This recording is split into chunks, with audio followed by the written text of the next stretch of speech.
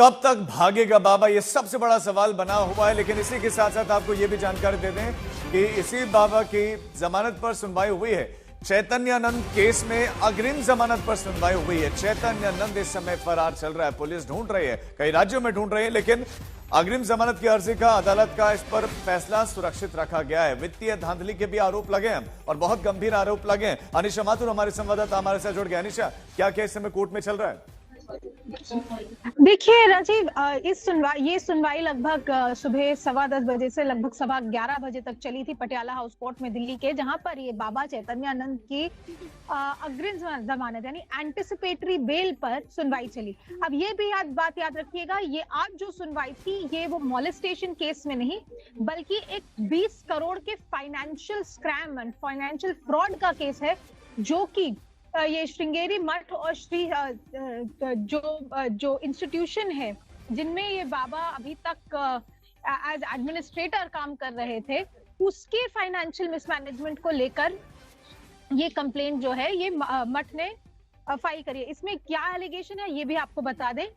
इसमें ये आरोप लगाया गया है कि लगभग 20 करोड़ रुपए जो मठ और ट्रस्ट की प्रॉपर्टी से आए, जो रेंटल प्रॉपर्टी से आए, जो कि वो इंस्टीट्यूशन जो है, जो टेक्निकल एंड मैनेजमेंट इंस्टीट्यूट जो श्री इंस्टीट्यूट चल रहा है वसंत कुंज में, उसको चलाने के लिए जो पैसे इस्तेमाल होना था, 20 करोड़ रुपया उसमें से डाइवर्ट किया गया एक दूसरे अकाउंट में। और उसके अलावा ये चैतन्यानंद के खिलाफ आरोप है कि बहुत गंभीर बिल्कुल आरोप है। अनिशा, आपका शुक्रिया जानकारी के लिए। दिल्ली के मैनेजमेंट इंस्टीट्यूट का पूर्व ये करता धरता स्वामी चैतन्यानंद इन दोनों फरार है और चैतन्यानंद पर बहुत संगीन आरोप लगे हैं। इंस्टीट्यूट के छात्रों के बयान पर वसंत कुंज थाने में गंभीर धाराओं में मुकदमा दर्ज हो चुका है। बाबा की तलाश पूरी दिल्ली पुलिस कर रहे हैं, कई राज्यों में कर रहे हैं, लेकिन बाबा फरार है। इस बीच में चैतन्यानंद ने जिस इंस्टीट्यूट का चीफ रहते हुए यहाँ सारे काले कांड किए, उसकी ओर से अब दूसरे गंभीर आरोप लगे हैं, जिसका हमारे संवाददाता जिक्र भी कर रही थी।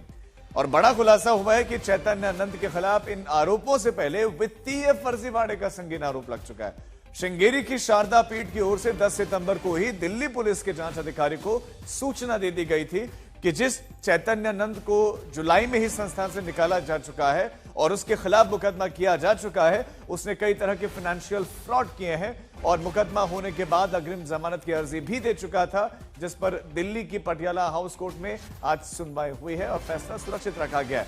दिल्ली पुलिस को दी गई शिकायत के मुताबिक Shri Sharda institute of Indian management research नाम के असली संस्थान का चीफ होते हुए चैतन्यानंद ने एक फर्जी संस्थान बना लिया था। चैतन्यानंद ने Shri Sharda institute of Indian management research foundation trust नाम से एक फर्जी ट्रस्ट बना लिया था। श्रृंगेरी पीठ के असली संस्थान को वसंत कुंज के इंस्टीट्यूशनल एरिया में जो प्लॉट नंबर 7 डीडीए ने अलॉट किया था, उसका दुरुपयोग फर्जी संस्थान के नाम से कर रहा था। और चैतन्य ने 2020 से 2024 के बीच में 5 एग्रीमेंट करके अलग अलग 5 कंपनियों को पीठ की जमीन फर्जी ट्रस्ट के साथ करार करवाकर किराए पर दे दी थी। पीठ की जमीन किराए पर देकर चैतन्य लगभग 40 लाख रुपए महीने का किराया वसूल रहा था, 40 लाख। और चैतन्यानंद ने खुद को जमीन का मालिक बताते हुए किराएदारों से उन्हें धोखा भी दिया था। चैतन्यानंद के कंट्रोल में असली इंस्टीट्यूट के 4 बैंक खाते, 7 फिक्स डिपॉजिट भी थे, जिन्हें बचाने के लिए पीठ की ओर से अदालत में नया मुकदमा दाखिल किया गया था, जिस पर आज सुनवाई हुई।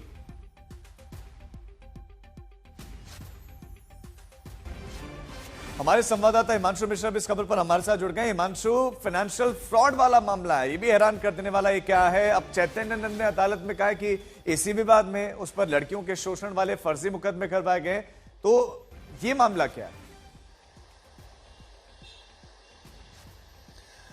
देखिए, ये अलग अलग मामले हैं। अगर आप देखेंगे चैतन्यानंद का, तो 2009 से उसका नाम थानों में अलग अलग मामलों में दर्ज है। 2009 में उसका पहला केस उसके खिलाफ दर्ज हुआ, फिर 2016 में उसके खिलाफ केस दर्ज हुआ, उसके बाद फिर जुलाई में दर्ज हुआ। अब कोई जमीन जब अलॉट की गई थी मठ के नाम, तो इंस्टीट्यूट के नाम पे की गई थी, और उसके बाद जब डीडीए ने जमीन अलॉट की थी तो उसके साथ क्लॉजेस होते हैं, लेकिन जब आप उन क्लॉजेस को तोड़ते हैं, उनसे उसके जिन काम के लिए जमीन दी गई है उसके अलावा आप उसको आगे सबलेट कर देते हैं, आपको जमीन दी गई, आपको अपने काम के लिए, अपने इंस्टीट्यूट को चलाने के लिए, लेकिन आगे सबलेट कर देने का आरोप है। तो ये आरोप है जिसकी अभी जांच हो रही है और इस मामले में एंटीसिपेटरी बेल के लिए कोर्ट पहुंचा हुआ है चैतन्यानंद। वहीं रही जो बात दूसरी, इस मामले में आप सोचिए कि तकरीबन 30 से ज्यादा लड़कियों की बात सामने आई थी।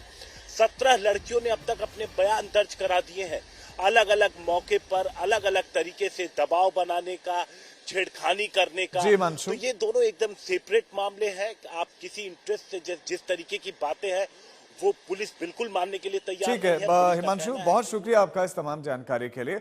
बाबा चैतन्यानंद के बारे में, कालेकांड के बारे में अभी तक पुलिस में दर्ज शिकायत, एफआईआर और पुलिस के बयान की कहानी आपने सुनी है, लेकिन पहली बार उस इंस्टीट्यूट के दामन को दागदार करने वाले चैतन्यानंद की करतूतों का खुलासा उसी इंस्टीट्यूट के एक पूर्व छात्र ने करना शुरू कर दिया। हमारे संवाददाता अरविंद ओझा ने उन इंस्टीट्यूट के पूर्व छात्र ने जो है उनसे बातचीत की है, क्या कुछ बताया है आपको सुनाते हैं।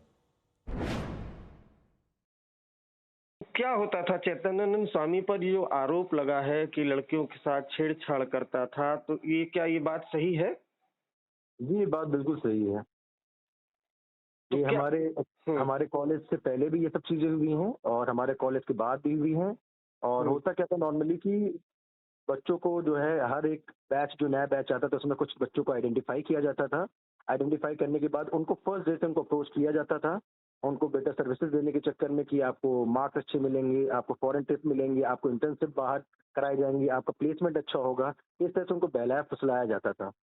जो लोग कंप्रोमाइज कर लेते थे उनके साथ कोई प्रॉब्लम नहीं, जो कंप्रोमाइज नहीं करते थे उनके साथ बहुत तरीके से उनके साथ बदतमीजी की जाती थी। उनको रात रात भर खड़े रखा जाता था, उनको किसी से बात करने नहीं दिया जाता था। उनके ऊपर 24 घंटे कैमरे की निगरानी होती थी। अगर वो किसी से बाई चांस बात कर लें तो उनको वहां पर रोक दिया जाता था कि आपको उनसे बात नहीं करनी है।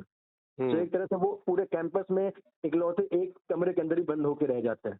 तो ऐसे सिचुएशन में चाहे कोई भी लड़का हो चाहे कोई भी लड़की हो, बहुत ज्यादा परेशान हो जाते हैं, फ्रस्ट्रेट हो जाते हैं और ऐसी सिचुएशन में लोग गलत कदम उठाते हैं।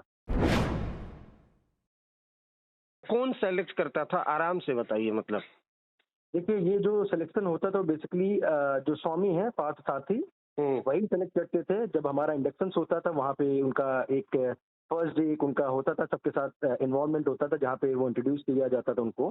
तो वो आइडेंटिफाई करते थे और उसके बाद एक भगवत गीता की क्लास भी लेते थे वो।